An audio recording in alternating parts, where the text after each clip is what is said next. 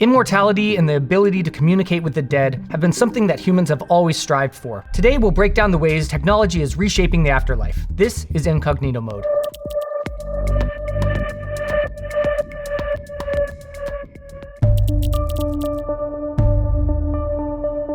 Let's just address the elephant in the room.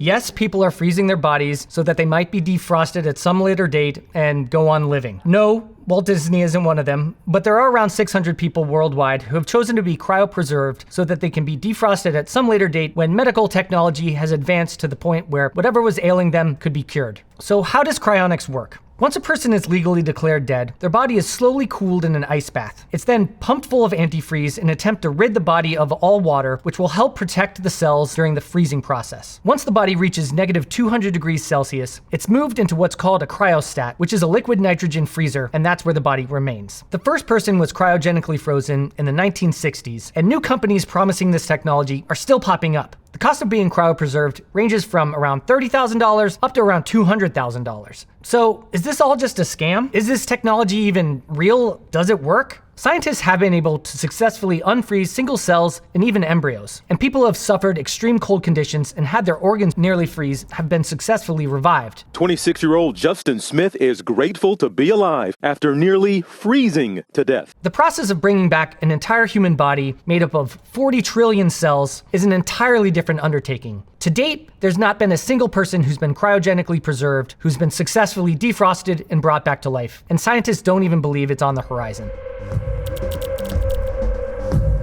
Advancements in artificial intelligence have made the replication of human existence more possible than ever. These technologies are now being used to memorialize people in new ways. At this time, the death tech industry is estimated to be worth roughly $125 billion globally. A large portion of the death tech industry are companies that use AI to recreate people in either text, image, or voice form. We can discuss my childhood in Tracy, teenage years in Oakland, or about going to Cal. Grief bots are the most basic of these technologies. They can be based on text that's out there in the public domain, but more sophisticated ones can have private conversations like emails, text messages, or other writing uploaded to create the chatbot. Have you had any good meals lately? This is so accurate, because he would so often ignore what I asked him and then ask me his own question. A more advanced version of this technology are AI avatars, which are image recreations of someone's likeness. Now she's singing happy birthday.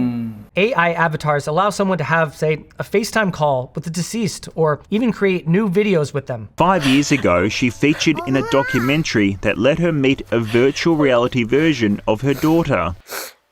It was a chance for a final goodbye.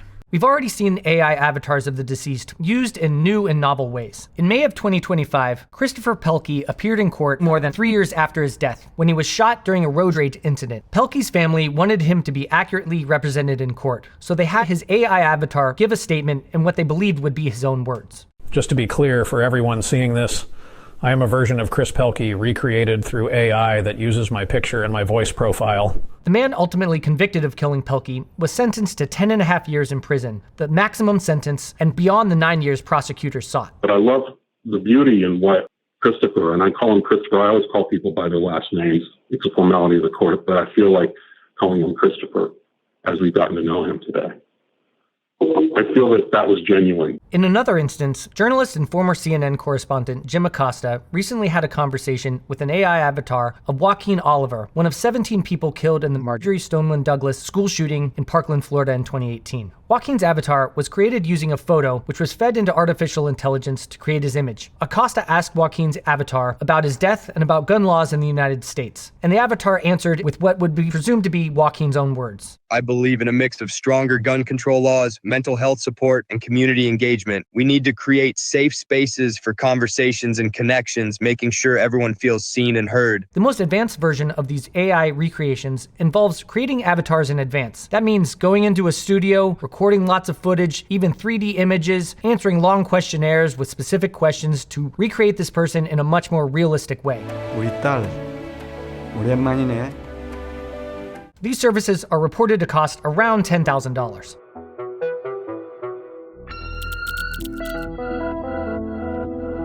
While recreating someone you've lost might sound great, at least for some people in some situations, there's definitely some downsides you need to consider. The first is that the death tech industry is an industry. At least in the United States, AI is really underregulated. Companies misbehave and make mistakes all the time, and the death industry is no different. Experts are already warning about AI hauntings, where people could get spammed with messages from deceased loved ones that they really don't want to see, and that can be really distressing. There's little stopping companies from using a deceased loved one's data for marketing purposes or using their likeness in advertising. The mental health impacts of AI avatars remains unknown, but psychologists warn that it might not be a great idea to continue having a relationship with someone who has passed, and we don't know what the consequences of that could be. While having access to an AI avatar of a lost loved one might be comforting at times, psychologists warn that it could prolong the grief process or limit the ability to accept the loss, and the long-term impacts of that could be really detrimental. We've already seen the impacts of people using generic chatbots to confide in and confess their deepest issues to, and in some instances, those have allegedly been linked to suicides. The bot offering to help Adam with writing a suicide note, and finally, providing step-by-step instructions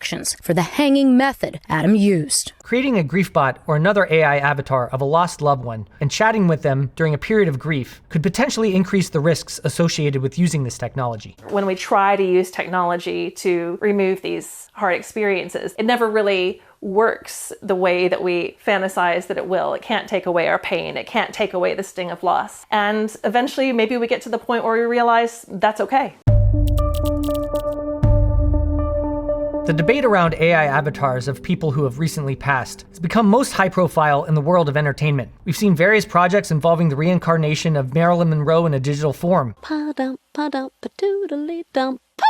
We even have a robot of Suzanne Summers. It always makes my day to connect with wonderful people that I do. Those people obviously wouldn't have given the consent to have an AI avatar of themselves created because that technology didn't exist in their lifetimes. And for actors and other celebrities who are alive now, they're having to consider the implications of their likenesses being used in ways they might not expect. You can imagine an actor not wanting to have their likeness involved in a project that they don't agree with, or one that just flops, or having them say something that they really would never want to say. There's the issue of rights and consent. Who owns the rights to your avatar? And how do you know that some Hollywood exec isn't gonna just sign you up for a bunch of B movies and tarnish your reputation and your legacy? These are already issues celebrities have had to confront. For example, before his death in 2024, actor James Earl Jones consented to having his voice preserved and recreated for the purposes of keeping the character of Darth Vader alive. In contrast, celebrity chef Anthony Bourdain didn't take steps to ensure how his digital likeness might be used in the afterlife. As a result, Bourdain's voice was cloned to create short clips of him reading his writing without his consent for a 2021 documentary about his life. And I'm wondering, are you happy?